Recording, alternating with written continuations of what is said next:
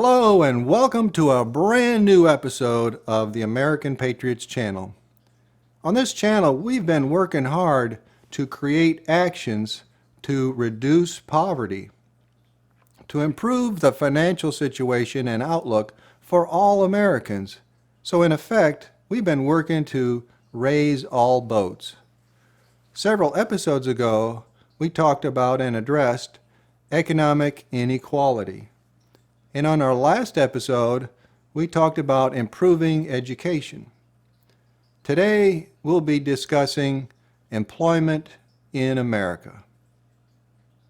To start with, then, we need to establish a goal for what we want to see it look like in America in terms of employment. Our goal is to reduce unemployment so that everyone who's looking for a job can find a job. Well, we need actions in order to reach that goal, and those actions, as it turns out, will be broken down into two main categories. The first category is the role that the state plays, and the second category is the role that the individual citizen plays. So let's start with the state. The state has a duty to enact policy to maximize the availability of employment for all able-bodied citizens. Franklin Delano Roosevelt acknowledged this when he said, and here's a quote, "Not only our future economic soundness, but the very soundness of our democratic institutions depends on the determination of our government to give employment to idle men." Capitalism is the market system in America. And folks, that's a really good thing because capitalism is the most effective system of economic development. It maximizes growth, employment, and economic prosperity. However, sometimes government intervention is needed to promote the general welfare of the people. Intervention to improve employment can occur in a variety of ways, and today we will discuss several of those ways. To start with, we need to talk about small business. Now you might say, why small business? What does that have to do with employment? Well, let's see what Major L. Clark III, who is the Chief Counsel of the U.S. Business Administration, has to say about that. What he says is this: small businesses are the United States economic engine. They are the key to the ability to grow economic output, entrepreneurship, and private sector employment. He mentions entrepreneurship. Entrepreneurship is the process of designing, launching, and running a new business and accepting the associated risks in order to make a profit. Unfortunately, a lot of small businesses will fail, so they're very risky. They could fail due to a variety of reasons, such as a lack of funding, bad business decisions, government policies, an economic crisis, yeah, like COVID, a lack of market demand, or a combination of the above. But we want small businesses to succeed because we've seen that they are the engine of growth and the engine of job creation too. Well, let's look a little bit further at the impact of a small business in terms of whether it succeeds or whether it fails. In contrasting the success and the failure of a small business, we focus on the business owners, employees, and government. With a successful business, the owners receive financial gain, usually significantly. The employees get jobs, and the government gains tax revenue. However, if that same business were to fail, the business owners typically suffer significant financial loss. The employees who were initially hired lose their jobs because the business closed its doors, and the government, instead of gaining tax revenue, loses tax revenue. Oh my, there is a huge difference between a small business that succeeds and a small business that fails. When it succeeds, the owners win, the employees win, and the government wins too. That's a win-win-win. But if it fails, that's a triple loss right then and there. It sure would be nice if the government could do something to help out the small business so that it would succeed. Now, why would it do that? Well, first of all, we saw that the government has a duty to improve the employment picture in our country. And we all know that small businesses create lots of jobs. That's one reason. Another is the government has a financial stake in the success or failure of a small business. If it succeeds, they get tax revenue, and if it fails, they lose tax revenue. Well, what can the government do to help out? Think of the entrepreneur where he or she is about to make that critical decision of whether to make the investment and to move ahead with that small business or not. They certainly would benefit from knowing everything there is to know before they made that decision. The government should provide funding for education then for entrepreneurs.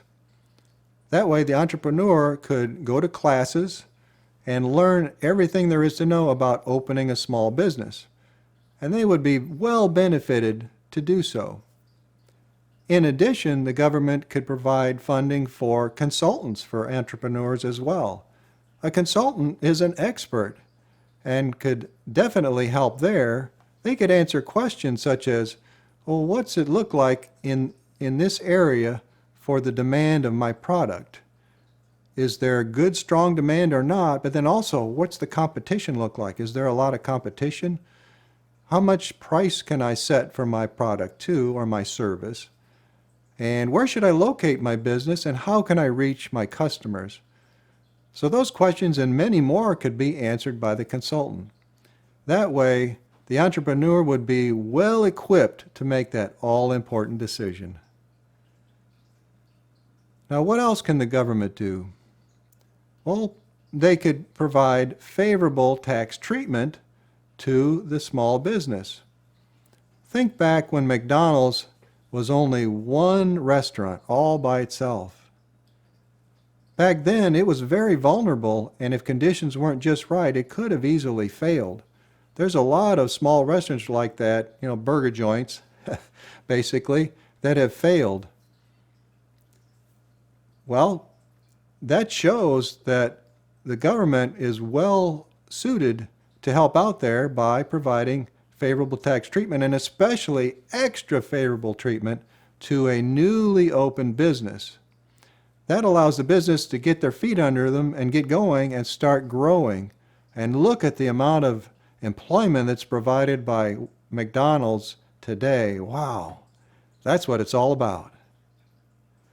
Well, in addition to taxes, the government can look at their regulations. Regulations are a good thing and they're necessary, but sometimes regulations can be overly burdensome on a business, so those need to be well thought out. That's all I have for the discussion on government and small business, but you can see that's a major area there because small business is a really driving engine to creating jobs in this country. So what else can the government do to help out? Well, I'd like to introduce you to a new term, which is nationalism. Nationalism is a position that places our interests above the interests of other countries. In effect, you could say that nationalism is an America First policy. Sounds like the right one to me. And for our discussion today, we could say that nationalism is an American Workers First policy. If our government takes a nationalist approach, then to employment, what can they do? Well, for one thing, they can provide economic incentives to companies to not ship jobs overseas. We want those jobs to be filled by American workers instead of foreigners. That only makes sense. Now, that's not going to work all the time, but it can help to provide more American jobs. And here's what you'd see then. When you go down to the store or you order a product online, you look at the label and it says, Made in America. And I'll bet you it probably says, proudly made in America. Oh yeah, that's what we want to see there. All right, well, that's one thing the government can do. Now, another area that it can focus on is immigration. Well, let's look at that and see how immigration might affect employment in our country. To start with, Ronald Reagan had something to say about it. Here's what he said. A nation that cannot control its borders is not a nation. What he's saying there is that America simply needs to control immigration. We have a process for immigrants to come into our country. It's for those who try to go around the process and enter illegally. That's not good. That is not healthy for our country. What we can say, though, too, is we are very much in favor of immigration. America is the great melting pot where peoples from around the world have come here to live and to become citizens. Almost every person in this country is either an immigrant themselves or has descended from an immigrant. There are many ways to enter our country legally, and here are just a few. There are people who are refugees. They and their families are trying to enter our country because they are fearful of persecution or harm in their own home country, and they are absolutely welcome here. In addition, our country provides for temporary resident visas for a variety of reasons. One is if it's a student wanting to study here, and then there's one for workers, and there's one for business owners as well. When it comes to the worker visas, that's where we need to mention a little bit more detail. Well, let's say, for example, that American welders in our country are having trouble finding work. There's just not a lot of welder job openings available. If along comes an immigrant who wants to enter our country, and that immigrant is also looking for work as a welder, should we let them in our country? Well, if we do, then we are taking a job away from an American worker. So we should tell that immigrant, wait a minute, you need to wait until the welder employment picture improves. That's all. American workers first. Another area where the government can help out with employment is in the area of infrastructure. Our government has built a lot of infrastructure, things like roads and bridges and tunnels, water systems and sewer systems, electric grids, seaports, airports, cultural centers, parks, and so on. The list goes on and on. And all of those things need to be maintained as well. So here's where the government can provide a lot of employment directly. They can hire contractors to build new and maintain existing infrastructure. Well, that ends the area of discussion on the government. So now we're ready to talk more about the citizen and their role in the employment picture in our country.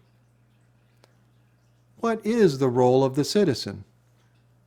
The duty of every citizen is to work to benefit themselves, their family, and their community.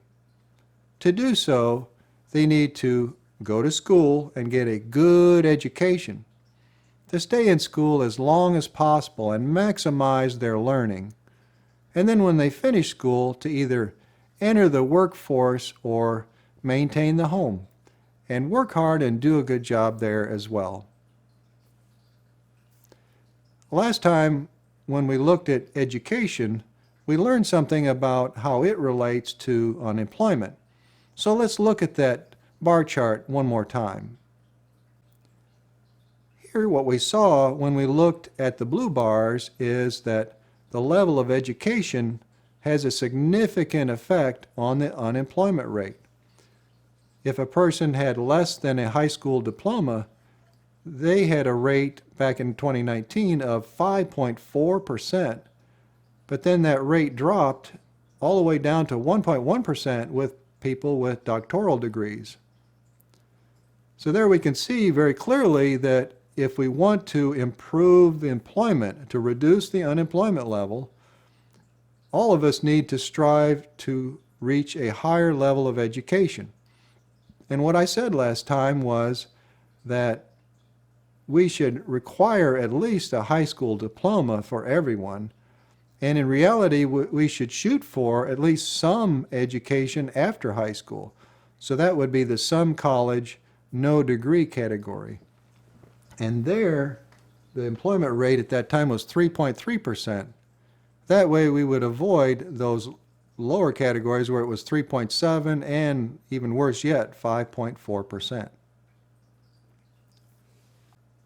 The bottom line here is that we're trying to significantly reduce poverty. We don't want to see people go hungry. To do so, we all need to take personal responsibility to try hard and to get a good education so that we are financially secure throughout our whole lives because we can find a good, well-paying job. We as Americans are strong and independent. We don't want to have to rely on others for help, at least for very long anyway. Sure, sometimes we get in a rut and have difficulty, but we need to have that good, solid background of strong effort, personal responsibility, and a good education so that we can get our own job and do well with that. Abraham Lincoln had something to say about this too, and he's exactly right. He said this: "You cannot help people permanently by doing for them what they could and should do for themselves." Well, that's all I have for today. I want you to know it's been a real pleasure speaking to you about such an important topic as employment. We've just outlined steps that will improve the employment picture for all Americans, making it possible for everyone to find a good job and to find financial security for their entire life. Well, we've been talking a lot about personal responsibility and also about the role of the citizen. Well, next time, that's going to be the subject. And I'll introduce some new terminology, such as national community. We're all part of a national community as Americans, and a component of that is the term benevolence. Benevolence means to be kind to one another. You've probably been out driving where there's a situation where the road is so congested that there's nowhere for you to pull out. And there's just no openings, and yet someone holds back and lets you in. I'm sure that that made you feel good, because I know it makes me feel good too. Someone, when they're kind to me, I just want to be kind to someone else and make them feel good too. Well, that's part of national community, recognizing that we as Americans are in a grand community of brothers and sisters, and we need to recognize that by being good to one another. All right then, well, until next time, God bless America and God bless one and all. If you stay on for just another moment or two, I've got a really great patriotic video for you. It'll last about a minute. See you next time.